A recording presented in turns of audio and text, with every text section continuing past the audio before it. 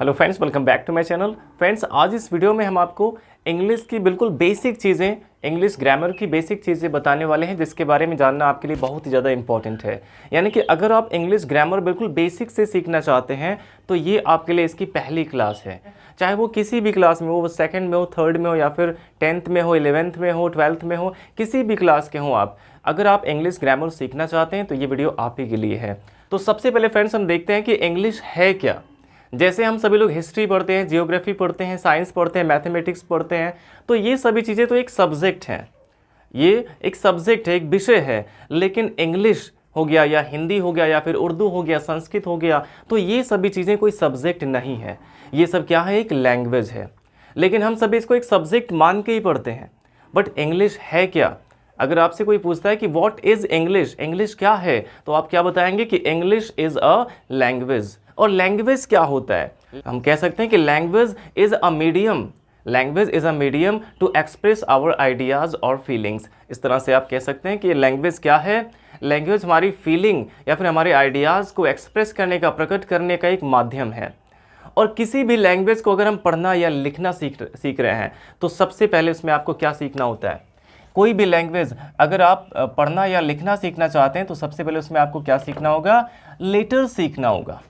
सबसे पहले आप लेटर्स सीखते हैं। जैसे आपने हिंदी पढ़ना या लिखना जब सीखा तो सबसे पहले आपको उसके लेटर्स सिखाए गए, इसमें का खा गा आपको सिखाया गया। तो फ्रेंड्स, अगर हम कहें कि लेटर्स क्या होते हैं, यानी कि अक्षर क्या होता है, तो आप क्या बताएंगे? आप कह सकते हैं कि letter is the first unit of a language. Letter is the first unit of a language. Letter क्या है? लेटर किसी भी भाषा की सबसे पहली इकाई है। यानी कि अगर हम कोई लैंग्वेज सीखना चाहते हैं तो सबसे पहले हमें उसका लेटर सीखना होगा, अक्षर सीखना होगा। अब जब हम लेटर्स को सीख जाते हैं तो लेटर्स सीखने के बाद हमें छोटे छोटे वर्ड्स सिखाए जाते हैं। जब हम लेटर्स सीख जाते हैं तो हमें उसके बाद वर्ड्स सिखाए जाते हैं। जैसे मान लीजिए जब आपको हिंदी में का खा गा आपने सीख लिया, उसको लिखना सीख लिया, उसको पहचान करना सीख लिए, तो आपको छोटे छोटे वर्ड सिखाए गए। सबसे पहले बिना मात्राएं वाले वर्ड सिखाए जाते हैं, जैसे नल, पर, चल, जल, भर। इस तरह से छोटे छोटे वर्ड्स हिंदी के सिखाए जाते हैं।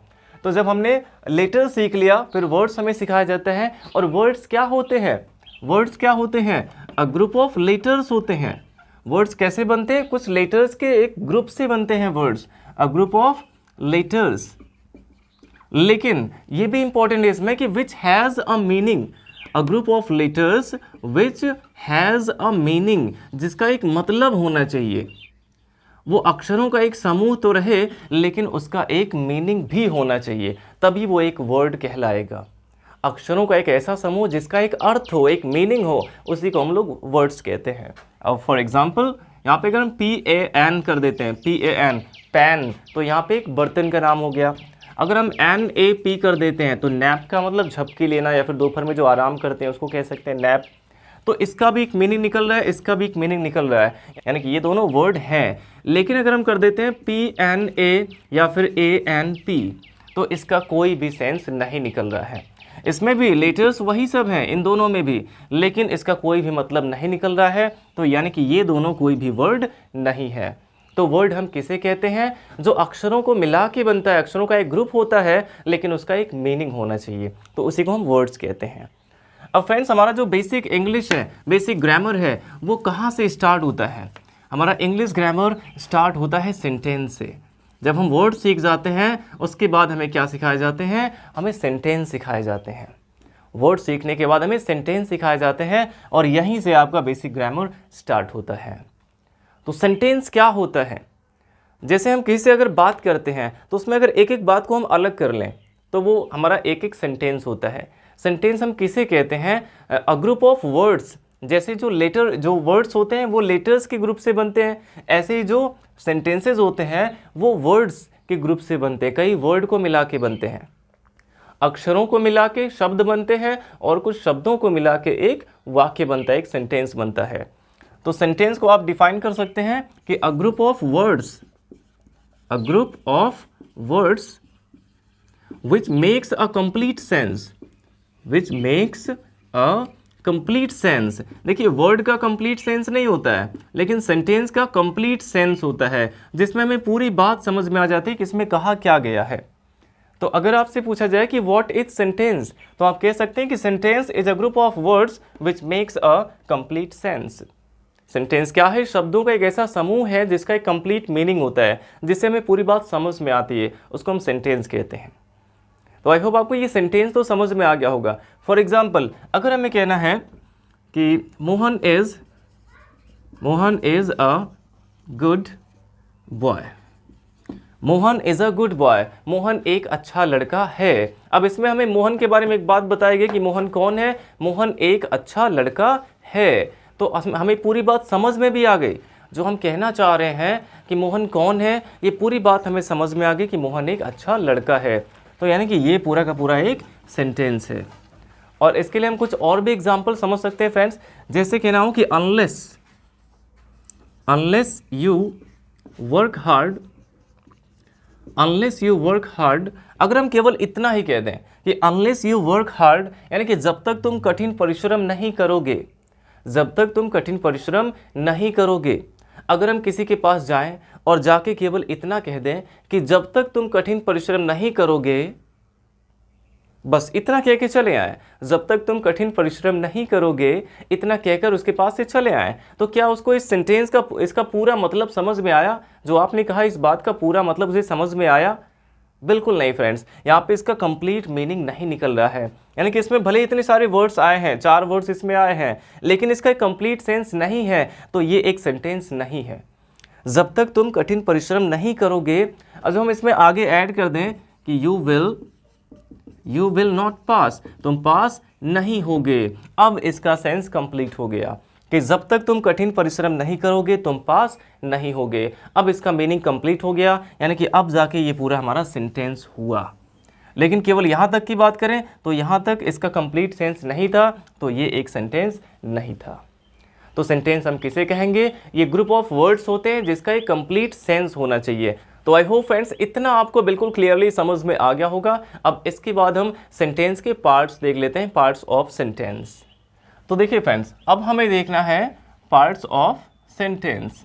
ये जो हमारा सेंटेंस होता है इसमें कितने पार्ट्स हो सकते हैं, ये किन किन चीज़ों को मिला के बनता है। पार्ट्स का मतलब भाग होता है, यानी किन किन चीज़ों को मिला के एक सेंटेंस बनता है, ये चीज़ हमें देखना है। तो सेंटेंस के मुख्य रूप से इसके जो मेजर पार्ट्स हैं वो केवल 2 ही हैं। सेंटेंस के मुख्य रूप से 2 पार्ट्स हम कह सकते हैं। पहला होता है सब्जेक्ट और दूसरा होता है प्रेडिकेट। और मुझे पता है फ्रेंड्स कि ये सब बेसिक चीज़ें आपको पता हैं, लेकिन क्या अगर हम आपसे पूछें कि बताइए प्रेडिकेट हम किसे कहते हैं, प्रेडिकेट क्या है, अगर आपसे हम पूछें कि प्रेडिकेट क्या है तो आप इसको कैसे बताएंगे? आप में से कितने लोग बता सकते हैं कि प्रेडिकेट क्या है? तो ये सब बेसिक चीज़ें हमें पता तो होती हैं, लेकिन अगर हमें किसी को बताना हो तो हमें सोचना पड़ जाता है उसके लिए। तो सबसे पहले हम देख लेते हैं कि सेंटेंस के हमारे जो 2 पार्ट्स हैं, सब्जेक्ट और प्रेडिकेट, ये क्या होते हैं। सबसे पहले देखना है कि सब्जेक्ट क्या होता है, व्हाट इज सब्जेक्ट। अगर कोई क्वेश्चन करे कि व्हाट इज सब्जेक्ट, सब्जेक्ट क्या होता है, तो आप क्या बताएंगे? A part of a sentence. Subject क्या है? सेंटेंस का एक पार्ट है। A part of a sentence, subject क्या है? सेंटेंस का एक पार्ट है। अबाउट विच, जिसके बारे में, अबाउट विच, जिसके बारे में, समथिंग इज टोल्ड, कोई बात कही जाए। तो सब्जेक्ट क्या है? A part of a sentence about which something is told is called a subject. Subject क्या है? कि ए पार्ट ऑफ, यानी कि a part of a sentence, sentence का एक ऐसा भाग, अबाउट विच, जिसके बारे में, समथिंग इज टोल्ड, कोई बात कही जाए, उसी को सब्जेक्ट कहते हैं। हम कोई भी सेंटेंस अगर बोलते हैं तो उसमें किसी न किसी एक चीज़ के बारे में या किसी न किसी एक पर्सन के बारे में, व्यक्ति के बारे में कोई बात कहते हैं। तो जिसके बारे में हम बात कर रहे हैं वही हमारा सब्जेक्ट होता है। फॉर एग्जाम्पल, मेरे दादाजी पान खाते हैं, मेरे दादाजी पान खाते हैं, तो इसमें हम किसकी बात कर रहे हैं? मेरे दादाजी की बात कर रहे हैं, तो इसमें सब्जेक्ट हो गया मेरे दादाजी। अब जैसे कह रहा हूँ कि गीता अच्छा गाती है, गीता अच्छा गाती है, तो हम इसमें किसके बारे में बात कर रहे हैं? गीता के बारे में, तो गीता हमारा सब्जेक्ट हो गया। और जैसे कहना कि smoking is injurious to health, smoking करना स्वास्थ्य के लिए हानिकारक है, तो इसमें हम किसकी बात कर रहे हैं? स्मोकिंग की बात कर रहे हैं, तो स्मोकिंग हमारा सब्जेक्ट हो गया। अब जैसे कहना है कि the thief who stole my purse was caught, वह चोर जिसने मेरा पर्स चुराया था पकड़ा गया। तो हम इसमें किसकी बात कर रहे हैं? उस चोर की जिसने मेरा पर्स चुराया था। तो इसमें पूरा का पूरा सब्जेक्ट हो गया the thief who stole my purse. तो आपको फ्रेंड्स याद रखना है कि जो हमारे सब्जेक्ट होते हैं, सब्जेक्ट जो होता है वो केवल एक ही वर्ड का नहीं होगा, हमेशा केवल एक ही वर्ड का नहीं होगा। जैसे I, you, we, they, he, she, it, या फिर रोहन, मोहन, सोहन, रीता, गीता, सीता, इस तरह से केवल एक वर्ड का ही सब्जेक्ट होगा। सब्जेक्ट भी कई रूप में सेंटेंस में आ सकता है और यही चीज़ आपको अब यहाँ पे देखना है। तो आपको सबसे पहले बताया गया कि सब्जेक्ट होता क्या है। सब्जेक्ट सेंटेंस का एक ऐसा पार्ट है जिसके बारे में बात हो रही है, जिसके बारे में बात हो वही सब्जेक्ट है। और इसके कुछ एग्जाम्पल भी आपको बताए गए। अब देखते हैं कि जो हमारे सब्जेक्ट होते हैं ये दो टाइप के मिलते हैं सेंटेंस में। हमें किसी भी सेंटेंस में दो टाइप के सब्जेक्ट मिलते हैं। पहला टाइप है इसका डूअर और दूसरा है नॉन डूअर। दो टाइप के हमें इसमें सब्जेक्ट मिलेंगे, डूअर और नॉन डूअर। अब डूअर सब्जेक्ट क्या होता है? डूअर क्या है? ये डूअर किससे बना हुआ है? ये डू से बनाया गया है। डूअर वर्ड जो है वो डू से बना है। डू मीन्स क्या होता है? डू मीन्स करना। अब जैसे टीच मीन्स पढ़ाना और इसमें ई आर लगा दिए तो टीचर का मतलब हो गया पढ़ाने वाला। उसी तरह से डू मीन्स करना तो डूअर का मतलब करने वाला। तो डूअर सब्जेक्ट कौन सा होता है? जो सेंटेंस में कोई एक्शन, कोई काम करता है। डूअर सब्जेक्ट कौन सा है? जो सेंटेंस में कोई एक्शन कर रहा है, कोई काम कर रहा है, जिसके द्वारा कोई काम हो रहा है। जैसे मैंने कहा कि मेरे दादाजी पान खाते हैं, तो दादाजी के द्वारा पान खाने का काम हो रहा है, यानी कि मेरे दादाजी यहाँ पे डूअर सब्जेक्ट हैं। अब जैसे वह रोज़ अखबार पढ़ता है, तो वह रोज़ अखबार पढ़ता है, उसके द्वारा पढ़ने का काम हो रहा है, तो वह इसमें कौन सा सब्जेक्ट है? डूअर सब्जेक्ट है। जैसे मैं तुम्हें अंग्रेज़ी पढ़ाता हूँ, मैं तुम्हें अंग्रेज़ी पढ़ाता हूँ, तो मेरे द्वारा काम हो रहा है अंग्रेज़ी पढ़ाने का, यानी कि मैं इसमें डूअर सब्जेक्ट हूँ। तो इस तरह से फ्रेंड्स डूअर सब्जेक्ट वो होता है जिसके द्वारा कोई एक्शन होता है, कोई काम होता है। और इसी का अपोजिट नॉन डूअर क्या होता है? जिसके द्वारा कोई एक्शन नहीं हो रहा है, बस केवल उसके बारे में कोई बात बताई गई है। नॉन डूअर सब्जेक्ट क्या है? जिसके बारे में जो कोई काम नहीं कर रहा है। जैसे ताजमहल भारत का सबसे सुंदर इमारत है। The Taj Mahal is the most beautiful building in India. तो यहाँ पे बात हम किसकी कर रहे हैं? ताजमहल की। लेकिन ताजमहल के द्वारा यहाँ पे कोई एक्शन नहीं हो रहा है, तो ताजमहल कैसा सब्जेक्ट है? नॉन डूअर सब्जेक्ट है। अभी जैसे हमने कहा कि smoking is injurious to health, तो इसमें सब्जेक्ट है स्मोकिंग, क्योंकि बात हो रही है स्मोकिंग की, लेकिन स्मोकिंग के द्वारा यहाँ पे कोई एक्शन नहीं हो रहा है। तो इस तरह से डूअर और नॉन डूअर दो टाइप के सब्जेक्ट हमारे होते हैं। अब जैसे हो गया कि Mohan is my best friend, Mohan is my best friend, Mohan मेरा सबसे अच्छा फ्रेंड है। तो यहाँ पे मोहन के द्वारा कोई एक्शन नहीं हो रहा है, तो मोहन कैसा सब्जेक्ट है? नॉन डूअर सब्जेक्ट है। तो इस तरह से हमें दो टाइप के सब्जेक्ट मिलते हैं सेंटेंस में। और अगर सब्जेक्ट हमारा डूअर है तो इसके लिए आपको फ्रेंड्स इसमें टेंसेस की ज़रूरत पड़ती है। किसी भी सेंटेंस में अगर डूअर सब्जेक्ट है तो अपनी बात आगे कहने के लिए आपको टेंसेस की ज़रूरत पड़ती है। लेकिन अगर वो सब्जेक्ट हमारा नॉन डूअर है, नॉन डूअर सब्जेक्ट है, तो यहाँ पे आप केवल वर्ब टू बी का यूज़ करके सेंटेंस को बोल सकते हैं। नॉन डूअर सब्जेक्ट के साथ वर्ब टू बी आता है, यानी कि is, am, are, was, were, will be, shall be, यही सब चीज़ें इसके साथ यूज़ की जाती हैं। यानी कि कहने का मतलब है कि अगर सेंटेंस में कोई भी एक्शन नहीं हो रहा है, तो अगर वो प्रेजेंट में है तो उसमें हम इज, एम, आर, पास्ट में है तो वॉज, वर, और फ्यूचर में है तो विल बी, शैल बी का ही यूज़ करके उसे बना सकते हैं। जैसे देखिए, मोहन मेरा सबसे अच्छा फ्रेंड है, Mohan is my best friend. वह बीमार था, उसके द्वारा कोई एक्शन नहीं हुआ, बताया गया कि वो कैसा था? बीमार था। तो क्या हो जाएगा? ही वॉज इल, पास्ट की बात हुई तो वॉज आ गया। तो ऐसे जितने भी सेंटेंसेज हैं जिसमें कोई एक्शन नहीं हो रहा है, उसमें आप केवल वर्ब टू बी का यूज़ करते हैं। लेकिन अगर एक सब्जेक्ट के द्वारा अगर वो डूअर सब्जेक्ट है तो उसके लिए आपको टेंसेस की ज़रूरत पड़ेगी। तो इस तरह से दो टाइप के सब्जेक्ट हमें मिलते हैं। अब इसके बाद फ्रेंड्स हम देख सकते हैं कि सब्जेक्ट हमें किस किस रूप में मिलते हैं। इसके फॉर्म्स भी हमें देखने होंगे। जो सब्जेक्ट होता है ये एकदम बहरूपिया इसको कह सकते हैं, ये कई रूप में सेंटेंस में यूज़ होता है। हमें केवल उसको पहचान करना पता होना चाहिए, और ये बहुत ही ज़्यादा इंपॉर्टेंट है। अगर आप ट्रांसलेशन सीखना चाहते हैं, अगर आप इंग्लिश लिखना सीखना चाहते हैं अच्छी तरीके से, तो आपको ये सभी चीज़ें बहुत अच्छे से पता होना चाहिए। इसमें सेंटेंस में आपको सब्जेक्ट का पता लगाना बहुत ही इंपॉर्टेंट होता है। कोई भी क्वेश्चन है उसका आंसर आप लिख रहे हैं तो सबसे पहले आपको उसमें सब्जेक्ट ढूंढना होगा। मान लीजिए आपको रीऑर्डरिंग करने के लिए दिया गया तो उसमें भी आपको सब्जेक्ट ढूंढना है। तो आपको ये पता होना चाहिए कि सब्जेक्ट किस किस रूप में आ सकता है सेंटेंस में। तो सबसे पहले देखिए, अभी हम केवल सब्जेक्ट की बात कर रहे हैं। सब्जेक्ट किस रूप में आ सकता है? एज अ नाउन, एक नाउन के फॉर्म में ये आ सकता है सेंटेंस में। जो सब्जेक्ट हमारा होता है वो एक नाउन के फॉर्म में आ सकता है। कैसे? जैसे हो गया कि रोहन सिंग्स वेल, रोहन अच्छा गाता है, रोहन सिंग्स वेल, रोहन अच्छा गाता है। तो यहाँ पे फ्रेंड्स हम देखें तो इसमें सब्जेक्ट क्या है, किसके बारे में बात हो रही है? बात हो रही है रोहन के बारे में, और इसके द्वारा एक एक्शन भी हो रहा है, एक काम भी हो रहा है गाने का। तो रोहन कैसा सब्जेक्ट है? एक डूअर सब्जेक्ट है। और रोहन है क्या? कौन सा पार्ट ऑफ स्पीच, किस पार्ट ऑफ स्पीच की कैटेगरी में आता है ये Rohan?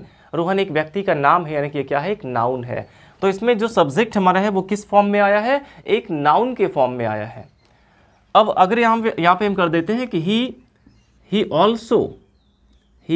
Also dances well, he also dances well, यानी कि वह अच्छा नाचता भी है। ही ऑल्सो डांसेज वेल, वह अच्छा नाचता भी है। तो यहाँ पे सब्जेक्ट क्या है? किसके बारे में बात हो रही है? वह के बारे में बात हो रही है। तो इसमें ही क्या है? हमारा सब्जेक्ट है। लेकिन ही किस पार्ट ऑफ स्पीच में आता है? ही क्या है? एक प्रोनाउन है। अगर आपसे कोई क्वेश्चन करे कि वह क्या है, अब कहीं पे इशारा ना किया जाए, केवल कहा जाए कि वह क्या है, तो आप क्या आंसर देंगे? कि वह एक सर्वनाम है, एक प्रोनाउन है। वह क्या है? एक प्रोनाउन है। तो यहाँ पे ही एक प्रोनाउन है। तो यहाँ पे जो हमारा सब्जेक्ट है वो किस फॉर्म में आया हुआ है? एज अ प्रोनाउन, एक प्रोनाउन के रूप में आया हुआ है। तो ये दूसरा फॉर्म इसका हो गया। सब्जेक्ट नाउन के रूप में आ सकता है, प्रोनाउन के रूप में आ सकता है, और इसके अलावा ये किस रूप में आ सकता है? ये इन्फिनिटिव के फॉर्म में आ सकता है, एज एन इन्फिनिटिव। ये इन्फिनिटिव के फॉर्म में भी आ सकता है एक सब्जेक्ट के रूप में। जैसे देखिए, जैसे हो गया कि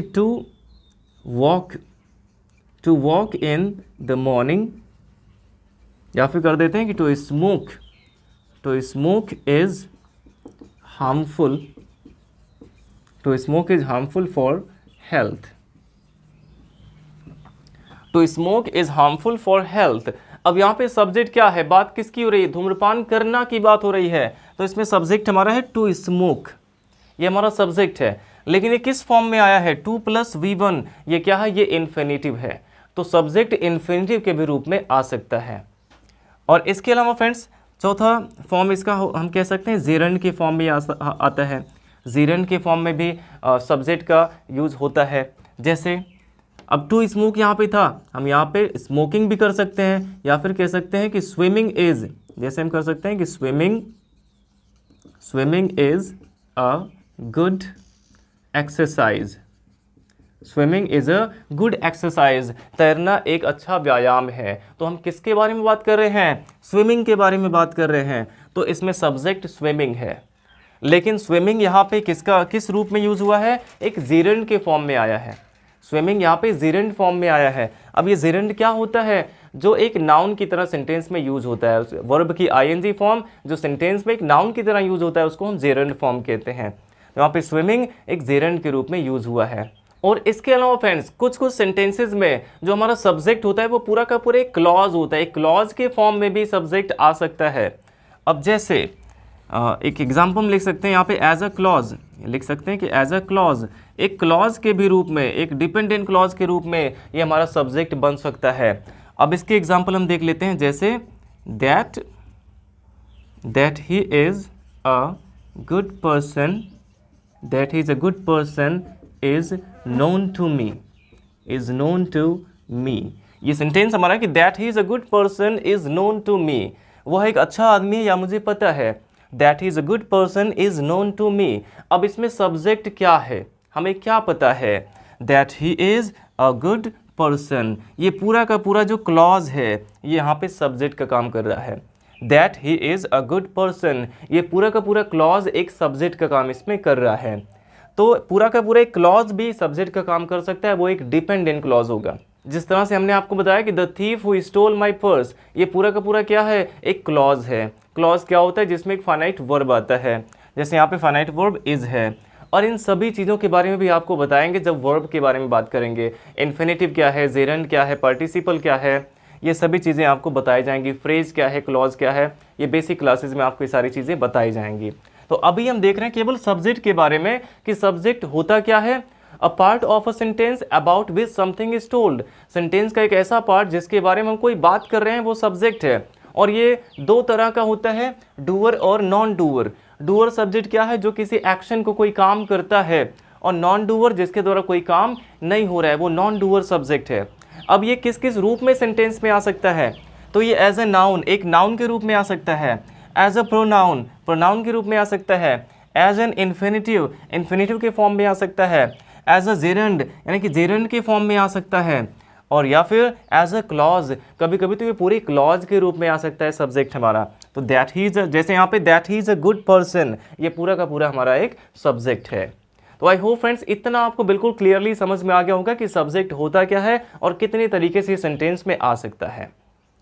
अब इसके बाद फ्रेंड्स हम सब्जेक्ट के भी पार्ट्स के बारे में जान लेते हैं कि सब्जेक्ट के कौन कौन से पार्ट्स होते हैं, उसके बाद हम प्रेडिकेट पे आएंगे।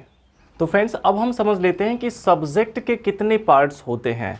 सब्जेक्ट की अगर हम बात करें तो सभी सेंटेंस में तो नहीं, लेकिन कुछ सेंटेंसेस में ऐसा हो सकता है कि जो हमारा सब्जेक्ट है इसमें कुछ पार्ट्स हो सकते हैं। इसमें मुख्य रूप से 3 पार्ट्स आ सकते हैं। सबसे पहला हमारा है डिटरमिनर, सबसे पहला पार्ट इसमें डिटरमिनर है। सब्जेक्ट का फर्स्ट पार्ट होता है डिटरमिनर। सेकंड पार्ट हमारा है एडजेक्टिव या फिर एडजेक्टिव फ्रेज हो सकता है, वो या तो एक एडजेक्टिव हो सकता है या फिर पूरा एडजेक्टिव फ्रेज भी हो सकता है। और थर्ड पार्ट हमारा होता है मेन वर्ड, थर्ड पार्ट है मेन वर्ड। तो सब्जेक्ट में ये 3 पार्ट्स हो सकते हैं, डिटरमिनर, एडजेक्टिव और मेन वर्ड। और ये जो डिटरमिनर है ये नाउन के पहले कहीं भी आ सकते हैं, क्योंकि ये जो हमारा मेन वर्ड है ये क्या होता है, एक नाउन होता है। डिटरमिनर्स ऐसी बात नहीं कि ये हमेशा सब्जेक्ट में ही, सब्जेक्ट वाले पोर्शन में रहेगा। डिटरमिनर्स नाउन के पहले कहीं भी आ सकते हैं, वो एक ऑब्जेक्ट के भी पहले आ सकते हैं। ऑब्जेक्ट अगर एक नाउन है तो उसके भी पहले आ सकता है, या फिर सब्जेक्ट एक नाउन है तो उसके भी पहले डिटरमिनर्स आ सकते हैं। तो सबसे पहले फ्रेंड्स हम यहाँ पे अगर डिटरमिनर्स की बात करते हैं कि डिटरमिनर्स होते क्या हैं, तो डिटरमिनर्स नाउन के पहले यूज़ होते हैं और उस नाउन को क्लैरिफाई करते हैं। डिटरमिनर्स नाउन के पहले यूज़ होकर उसको क्लैरिफाई करते हैं कि वो निश्चित है, अनिश्चित है, संख्या में 1 है या 1 से ज़्यादा है। तो ये सभी चीज़ें हमें बताते हैं डिटरमिनर्स। और इसमें क्या क्या आ सकते हैं, जैसे इसमें आर्टिकल्स आ सकते हैं, जैसे ए हो गया, एन हो गया या फिर द हो गया। तो ए एन हमें बताता है कि उसमें जो नाउन हमारा है वो अनिश्चित है, इनडेफिनिट है, ये हमें बताता है ए एन। और अगर उसके पहले द लगा है तो ये बताता है कि जो हमारा नाउन है वो डेफिनिट है। और इसके अलावा देखिए कुछ क्वांटिटिव भी होते हैं, जैसे सम हो गया, फ्यू हो गया, लिटिल हो गया, अ लिटिल हो गया या फिर द लिटिल हो गया। और इसमें कुछ डिस्ट्रीब्यूटिव भी होते हैं, जैसे कि ईच हो गया या फिर एवरी हो गया। तो ये सब भी डिटरमिनर्स में आते हैं। और कुछ डेमोन्स्ट्रेटिव भी होते हैं, जैसे दिस हो गया, दिस, दैट, दीज, दोज। तो ये सब भी डिटरमिनर्स में आते हैं, दिस, दैट, दीज, दोज। या फिर कुछ पॉजेसिव डिटरमिनर्स भी होते हैं, जैसे माई हो गया, हिज हो गया या फिर योर हो गया। तो ये सब भी डिटरमिनर्स का काम करते हैं। तो डिटरमिनर्स का क्या काम है, ये नाउन के पहले आकर उसको क्लैरिफाई करते हैं कि वो निश्चित है, अनिश्चित है, संख्या में 1 है, 1 से ज़्यादा है, वो या फिर वो नाउन किसका है, उस पर किसका हक है, ये पोजीशन को भी दिखाते हैं। और एडजेक्टिव क्या होता है, पार्ट्स ऑफ स्पीच में आपने एडजेक्टिव तो पढ़ा होगा। एडजेक्टिव क्या होता है, एडजेक्टिव भी किसी नाउन की क्वालिटी या फिर डिसक्वालिटी को बताता है, किसी नाउन के बारे में हमें एक्स्ट्रा इन्फॉर्मेशन देता है, उसको हम एडजेक्टिव कहते हैं। और एडजेक्टिव पता करने के लिए हम सेंटेंस में कैसा लगा के क्वेश्चन करते हैं तो एडजेक्टिव मिल जाता है। जब आप कैसा लगा के क्वेश्चन करेंगे तो आपको एडजेक्टिव पता चल जाता है। तो एडजेक्टिव क्या करता है, किसी भी नाउन या प्रोनाउन की क्वालिटी या डिसक्वालिटी बताता है, उसको क्वालिफाई करता है। और मेन वर्ड हमेशा एक नाउन होगा, मेन वर्ड क्या होगा, एक नाउन होगा। तो ये 3 पार्ट हो सकते हैं सब्जेक्ट के। तो एडजेक्टिव के अलावा ये पूरा एक एडजेक्टिव फ्रेज भी हो सकता है वो प्रेपोजिशनल फ्रेज हो लेकिन काम कर रहा हो एक एडजेक्टिव का। इस तरह से इसके 3 पार्ट्स हो सकते हैं। अब इसको हम एग्जाम्पल के माध्यम से समझ लेते हैं। अब जैसे कहना हुआ कि a blind man was crossing the road. ये हमारा सेंटेंस है कि a blind man was crossing the road, एक अंधा आदमी सड़क पार कर रहा था। तो इसमें सब्जेक्ट क्या है, कौन सड़क पार कर रहा था। सब्जेक्ट पता करने के लिए आप कौन लगा के क्वेश्चन करेंगे, आपको सब्जेक्ट मिल जाता है अगर डूअर सब्जेक्ट है तो कौन सड़क पार कर रहा था, अ ब्लाइंड मैन, एक अंधा आदमी। इसमें देखिए 3 वर्ड्स आए हुए हैं, जिसमें एक क्या है, एक आर्टिकल है जो बता रहा है कि जो अंधा आदमी उसके बारे में पता नहीं है, कौन सा आदमी उसके बारे में बहुत ज़्यादा डिटेल्स नहीं पता है, वो अनिश्चित है। तो यहाँ पे ए क्या क्या काम कर रहा है, इसमें डिटरमिनर का काम कर रहा है। ए इसमें क्या होगा, ये डिटरमिनर हो गया। और ब्लाइंड, वो आदमी कैसा है, आदमी कैसा है, ब्लाइंड है, अंधा है। तो ब्लाइंड यहाँ पे क्या है, ये एक एडजेक्टिव है। और यहाँ पे जो मैन है, मैन क्या है, एक नाउन है, यानी कि ये मेन वर्ड है। तो ऐसे सेंटेंस में 3 पार्ट्स हो सकते हैं, डिटरमिनर, एडजेक्टिव और मेन वर्ड। और कुछ कुछ सेंटेंस में पूरा एडजेक्टिव फ्रेज भी आ सकता है। जैसे कहना हुआ कि the women in red sari, the women in red sari is my mother. इस तरह से आप कह सकते हैं the women in red sari is my mother, यानी कि वह औरत जो लाल साड़ी में है मेरी माँ है। The women in red sari is my mother. तो यहाँ पे द क्या हो गया, डिटरमिनर, वुमेन यहाँ पे हमारा नाउन हो गया, और इन रेड साड़ी ये इस वुमेन के बारे में कुछ एक्स्ट्रा इन्फॉर्मेशन दे रहा है, तो ये एडजेक्टिव फ्रेज है। The women in red sari is my mother, इसमें पूरा का पूरा सब्जेक्ट क्या है हमारा, the women in red sari, ये पूरा हमारा सब्जेक्ट है। तो इसमें डिटरमिनर है, इसमें मेन वर्ड है, और इसमें पूरा एक एडजेक्टिव फ्रेज है। इस तरह से आप कह सकते हैं कि द बॉय विद, या फिर कह सकते हैं कि the girl with long hair, the girl with long hair is my sister, the girl with long hair is my sister, यानी कि वो जो लंबे बाल वाली लड़की है वो मेरी बहन है। तो यहाँ पे सब्जेक्ट क्या है, पूरा सब्जेक्ट इसमें क्या है, the girl with long hair, ये पूरा का पूरा हमारा सब्जेक्ट है सेंटेंस का। तो इसमें द हमारा डिटरमिनर हो गया, गर्ल यहाँ पे मेन वर्ड हो गया जो कि एक नाउन है, और विद लॉन्ग हेयर ये एक पूरा एडजेक्टिव फ्रेज है।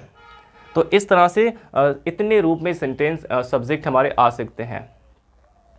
तो इस तरह से फ्रेंड्स सब्जेक्ट के इतने पार्ट्स हो सकते हैं। आई होप आपको बिल्कुल क्लियरली समझ में आ गया होगा। अगर आप चाहते हैं, अगर आप पढ़ना चाहते हैं तो डिटरमिनर के बारे में हम एक सेपरेट वीडियो आपके लिए बना देंगे, जिसमें डिटरमिनर को पूरे डिटेल में आपको बताएंगे। तो फ्रेंड्स अब देखिए, आपको ये सब्जेक्ट के बारे में पूरी डिटेल इन्फॉर्मेशन यहाँ पे मिल चुकी है कि सब्जेक्ट होता क्या है, वो कितने टाइप का होता है, कितने रूप में आ सकता है, और इसके पार्ट्स कितने होते हैं। ये सारी चीज़ें आपको क्लियरली समझ में आ गई होंगी। अब हम आते हैं प्रेडिकेट पे कि प्रेडिकेट क्या होता है। तो अगर आप चाहें तो इसका स्क्रीनशॉट ले लीजिए। तो फ्रेंड्स अब हम देखने वाले हैं सेंटेंस का जो दूसरा पार्ट होता है प्रेडिकेट, इसका हम पूरा डिटेल देखने वाले हैं।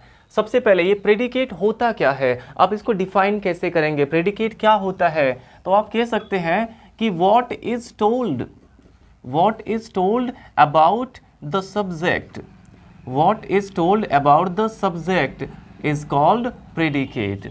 what is told about the subject यानी कि सब्जेक्ट के बारे में जो बात कही गई है, सब्जेक्ट के बारे में जो बातें कही गई है वो क्या कहलाती हैं, प्रेडिकेट कहलाती हैं। अब जैसे हो गया कि Mohan pledge cricket, Mohan pledge cricket, ये हमारा सेंटेंस है, Mohan pledge cricket, Mohan cricket खेलता है। तो इसमें हम बात किसके बारे में कर रहे हैं, मोहन के बारे में। तो मोहन क्या हो गया, हमारा सब्जेक्ट हो गया। मोहन के बारे में क्या बात कर रहे हैं, प्लेज क्रिकेट, कि वह क्रिकेट खेलता है। तो इसमें प्लेज क्रिकेट क्या हो गया, प्रेडिकेट हो गया। तो यानी कि सब्जेक्ट के बारे में जो बातें कही जाती हैं वो क्या कहलाती हैं, प्रेडिकेट कहलाती हैं। और अब हम देखते हैं फ्रेंड्स कि प्रेडिकेट के कितने पार्ट्स हो सकते हैं। तो प्रेडिकेट के भी मुख्य रूप से 3 पार्ट्स हो सकते हैं, वैसे तो और भी पार्ट्स हो सकते हैं, लेकिन मुख्य रूप से हम आपको बता रहे हैं इसमें 3 पार्ट्स हो सकते हैं। सबसे पहला हो सकता है हेल्पिंग वर्ब, सबसे पहला है हेल्पिंग वर्ब, जिसको हम ऑक्सिलरी वर्ब भी कहते हैं।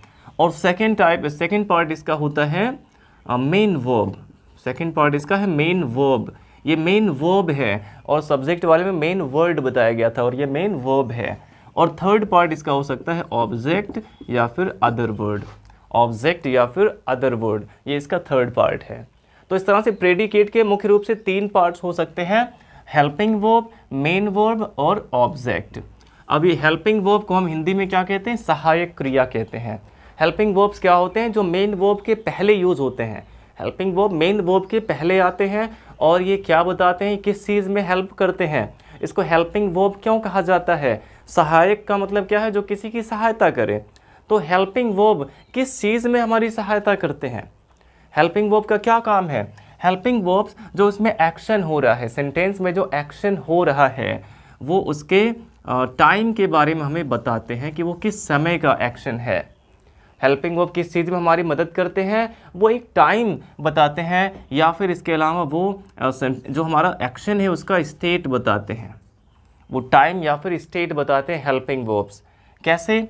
जैसे मान लीजिए स्टेट क्या है? किसी भी एक्शन के कितने स्टेट हो सकते हैं, कितने स्टेप हो सकते हैं? कोई भी एक्शन है, कोई भी एक्शन हो, इसके कितने स्टेप हो सकते हैं? किसी भी काम को हमें सबसे पहले क्या करना होता है? स्टार्ट करना होता है। सबसे पहले हम किसी काम को स्टार्ट करते हैं, और कोई काम अगर स्टार्ट हुआ तो कभी ना कभी तो वो एंड भी होगा। कोई भी एक्शन का फर्स्ट स्टेप है कि वो स्टार्ट होगा, और लास्ट स्टेप है कि वो एंड हो जाएगा, लेकिन बीच में कुछ समय तक वो काम चलेगा भी। तो उसको हम क्या कहेंगे? उसको प्रोसेस कह सकते हैं, प्रोसेसिंग कहेंगे। तो स्टार्टिंग, प्रोसेसिंग और एंड, ये 3 स्टेप होते हैं किसी भी एक्शन के, जो हमें हेल्पिंग वर्ब से पता चल सकते हैं। ये हमें टाइम बताता है और स्टेट बताता है। अब जैसे देखिए सेंटेंस हमारा है कि I have washed my clothes. I have washed my clothes. अगर ये हमारा सेंटेंस है, इसमें देखिए जो मेन वर्ब है वॉश्ड, मेन वर्ब के पहले क्या आया है? हेल्पिंग वर्ब, जो कि ये हैव। अब हैव से एक तो ये पता चल रहा है कि ये प्रेजेंट टाइम की बात है, प्रेजेंट टाइम की बात है। और हैज़ हैव हमें क्या बताता है? किसी एक्शन के एंड की बात जब होती है तो वहाँ पे हैव का यूज़ किया जाता है। एंडिंग हमें बताता है। हैव के जितने भी फॉर्म है, has, have, had, will have, shall have, ये किसी भी एक्शन के एंडिंग को बताता है। तो हैव से हमें पता चला कि इसमें जो एक्शन हो रहा है, धुलने का जो काम हो रहा है, कपड़े धुलने का, वो प्रेजेंट टाइम तक एंड हो चुका है।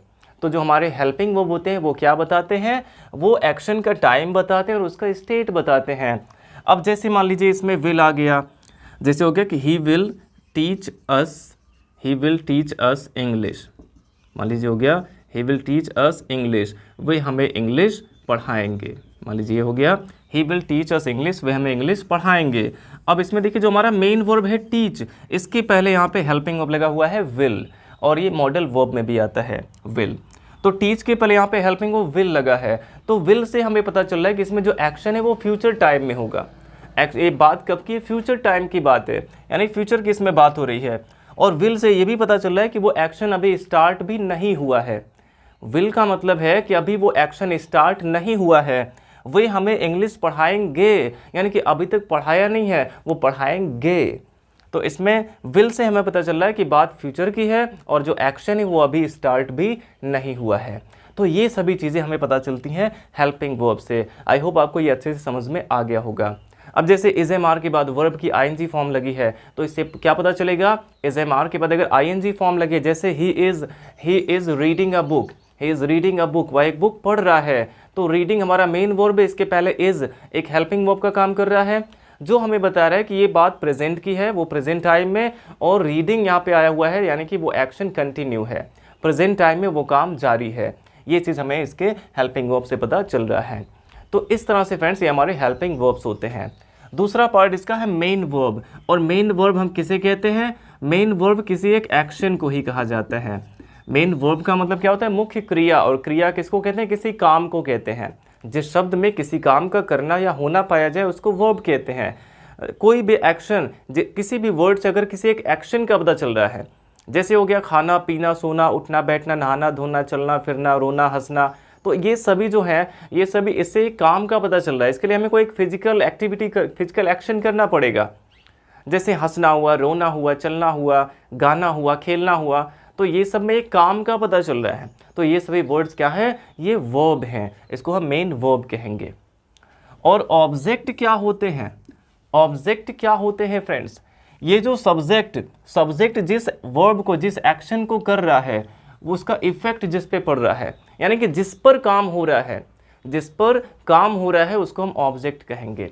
ऑब्जेक्ट किसको कहेंगे? जिस पर काम किया जा रहा है, जिस पर काम हो रहा है उसको हम कहेंगे ऑब्जेक्ट। जैसे he is writing a letter, वह एक पत्र लिख रहा है। लिख रहा है कौन? वह। क्या कर रहा है? लिख रहा है। लेकिन काम किस पे हो रहा है? एक लेटर पे काम हो रहा है, लेटर को लिखा जा रहा है। तो इसमें हमारा ऑब्जेक्ट क्या होगा? लेटर हो गया। जैसे आई एम टीचिंग यू, मैं आपको पढ़ा रहा हूँ, तो पढ़ाने का काम मैं कर रहा हूँ, लेकिन काम किस पे हो रहा है? आप पे हो रहा है। आपके लिए मैं यहाँ पे खड़े होके बोल रहा हूँ, तो यहाँ पे यू यहाँ पे क्या हो गया? ऑब्जेक्ट हो गया। तो जिस पर काम हो रहा हो उसको हम क्या कहते हैं? ऑब्जेक्ट कहते हैं। और ये जो हमारे ऑब्जेक्ट होते हैं ये भी दो टाइप के होते हैं। ऑब्जेक्ट भी दो टाइप के होते हैं, एक होता है इनडायरेक्ट ऑब्जेक्ट, इनडायरेक्ट ऑब्जेक्ट, और एक होता है डायरेक्ट ऑब्जेक्ट। इनडायरेक्ट ऑब्जेक्ट और डायरेक्ट ऑब्जेक्ट, दो टाइप के ऑब्जेक्ट हमारे होते हैं। और इसमें हमने इनडायरेक्ट पहले क्यों लिखा है, डायरेक्ट को बाद में क्यों? क्योंकि इसका जो क्रम होना चाहिए, जो ऑर्डर होना चाहिए सेंटेंस में इनडायरेक्ट ऑब्जेक्ट को पहले लिखते हैं और डायरेक्ट ऑब्जेक्ट को बाद में लिखते हैं। इनडायरेक्ट ऑब्जेक्ट सेंटेंस में पहले आना चाहिए और डायरेक्ट ऑब्जेक्ट बाद में आना चाहिए। अब ये इनडायरेक्ट और डायरेक्ट ऑब्जेक्ट होते क्या हैं?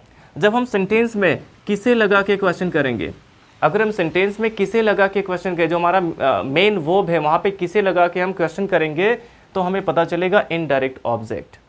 और अगर हम क्या लगा के क्वेश्चन करेंगे तो हमें पता चलेगा डायरेक्ट ऑब्जेक्ट।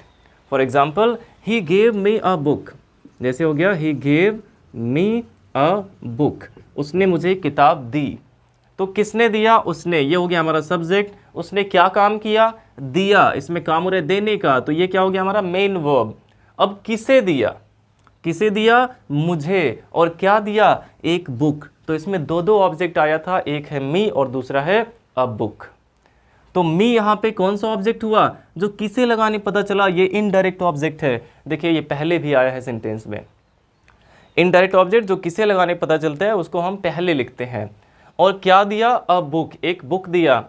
ये यहाँ पे डायरेक्ट ऑब्जेक्ट है जिसको बाद में लिखा गया है।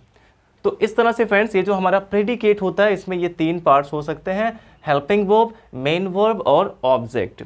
और किसी किसी सेंटेंस में सब्जेक्ट के अलावा जो हमारा प्रेडिकेट होता है, कुछ सेंटेंसेस में इसके कुछ और भी पार्ट्स हो सकते हैं। कुछ सेंटेंसेस ऐसे भी होते हैं जिसमें प्रेडिकेट में केवल एक लिंकिंग वर्ब आ सकता है, लिंकिंग वर्ब, और क्या आ सकता है? लिंकिंग वर्ब और कॉम्प्लीमेंट आ सकता है। सब्जेक्ट के अलावा सेंटेंस में अगर लिंकिंग वर्ब आया हुआ है और कॉम्प्लीमेंट आया हुआ है तो ये भी प्रेडिकेट की कैटेगरी में आते हैं, लिंकिंग वर्ब और कॉम्प्लीमेंट। तो फ्रेंड्स अब हम इसमें लिंकिंग वर्ब और कॉम्प्लीमेंट को समझ लेते हैं। लिंकिंग वर्ब और हेल्पिंग वर्ब में क्या डिफरेंस है? हेल्पिंग वर्ब जो होता है वो मेन वर्ब के पहले आता है, हेल्पिंग वर्ब मेन वर्ब के पहले आता है। और जो लिंकिंग वर्ब है इसके साथ कोई भी मेन वर्ब नहीं होता है। लिंकिंग वर्ब जो है यही उसका मेन वर्ब भी है, वही लिंकिंग वर्ब भी है, इसके साथ कोई अदर वर्ब नहीं आता है। अब जैसे मान लीजिए अगर कहना है कि he is a doctor, he is a doctor, वह एक डॉक्टर है। अगर हम इसमें केवल कहते हैं कि ही इज़, केवल इतना कह दें ही इज़, वह है, तो ये कोई भी कंप्लीट सेंटेंस नहीं है, इसको हम सेंटेंस कहेंगे ही नहीं। ही इज़ ये कोई भी सेंटेंस नहीं है जब तक हम इसमें ये नहीं ऐड करेंगे अ डॉक्टर। तो अ डॉक्टर यहाँ पे क्या काम कर रहा है? इसको कंप्लीट करने का काम कर रहा है, सेंटेंस को कंप्लीट करने का काम कर रहा है। तो यानी कि अ डॉक्टर यहाँ पे क्या हो गया? कॉम्प्लीमेंट हो गया। अ डॉक्टर यहाँ पे क्या है? कॉम्प्लीमेंट है। और इस सब्जेक्ट और कॉम्प्लीमेंट दोनों को लिंक करने का, लिंक यानी जोड़ने का जो काम कर रहा है वो क्या है? इज़। यानी कि इज़ यहाँ पे किसका काम कर रहा है? लिंकिंग वर्ब का काम कर रहा है। तो इसमें जो is, am, are, was, were use होते हैं, इसके साथ और कोई वर्ब अगर ना आया हो तो वहाँ पे लिंकिंग वर्ब का काम करते हैं। और इसके अलावा कुछ और भी वर्ब्स इसमें हो सकते हैं, जैसे कहना हुआ कि he became a president, he became a president, वह राष्ट्रपति बन गए। ही बिकेम अ प्रेसिडेंट, वे राष्ट्रपति बन गए। तो यहाँ पे देखिए ही और प्रेसिडेंट इन दोनों को लिंक करने का काम कौन कर रहा है? बिकेम। अगर हम केवल इतना कह दें कि ही बिकेम, वे बन गए, तो इसका कोई भी सेंस नहीं है। ही बिकेम अगर केवल कहते हैं तो इसका कोई कंप्लीट सेंस नहीं है। इसको कंप्लीट कौन कर रहा है? A president. तो यहाँ पे अ प्रेसिडेंट जो है ये कॉम्प्लीमेंट है, और ही और कॉम्प्लीमेंट इन दोनों को, सब्जेक्ट और कॉम्प्लीमेंट को जोड़ रहा है क्या? बिकेम। तो बिकेम यहाँ पे क्या हो गया? लिंकिंग वर्ब हो गया, और इसके साथ कोई भी और एक्स्ट्रा वर्ब आने की ज़रूरत नहीं है। इसी तरह से हम कह सकते हैं जैसे he looked sad, he looked sad, वह दुखी लग रहा था, ही लुक्ड सैड, तो केवल हम इतना कहें कि ही लुक्ड, वह लग रहा था, तो इसका कोई भी मतलब नहीं है जब तक इसमें हम सैड को ऐड नहीं करेंगे। तो यहाँ पे लुक्ड भी क्या काम कर रहा है, एक लिंकिंग वर्ब का, और सैड यहाँ पे क्या हो गया, एक कॉम्प्लीमेंट हो गया। तो इस तरह से फ्रेंड्स कुछ सेंटेंसेस में केवल एक सब्जेक्ट, लिंकिंग वर्ब और कॉम्प्लीमेंट, ऐसे भी सेंटेंसेस हमें मिल सकते हैं। तो आई होप फ्रेंड्स आपको सेंटेंस के बारे में ये पूरी डिटेल बहुत ही अच्छे से समझ में आ गई होगी। और फ्रेंड्स अगर आप बेसिक से पूरा ग्रामर सीखना चाहते हैं, आप ऐसे ही वीडियोस और देखना चाहते हैं, हमारे अपकमिंग वीडियोस भी देखना चाहते हैं, तो आप हमारे चैनल को सब्सक्राइब जरूर करिएगा। क्योंकि फ्रेंड्स आप जानते हैं कि एक वीडियो को शूट करने में, इसको एडिट करने में, अपलोड करने में कितना मेहनत लगता है, कितना टाइम लगता है और कितनी एनर्जी इसमें लगती है। और आपको ये बिल्कुल फ्री ऑफ कॉस्ट हम लोग प्रोवाइड कराते हैं। और आपसे हम बस केवल इतना चाहते हैं इसके बदले में कि आप हमारे वीडियोस को फैलाएं। आपके पास जितने भी फ्रेंड सर्कल में जितने भी फ्रेंड्स हैं जो इंग्लिश में इंटरेस्टेड हैं, उनके पास हमारे वीडियोस को शेयर ज़रूर करें। Thanks for watching.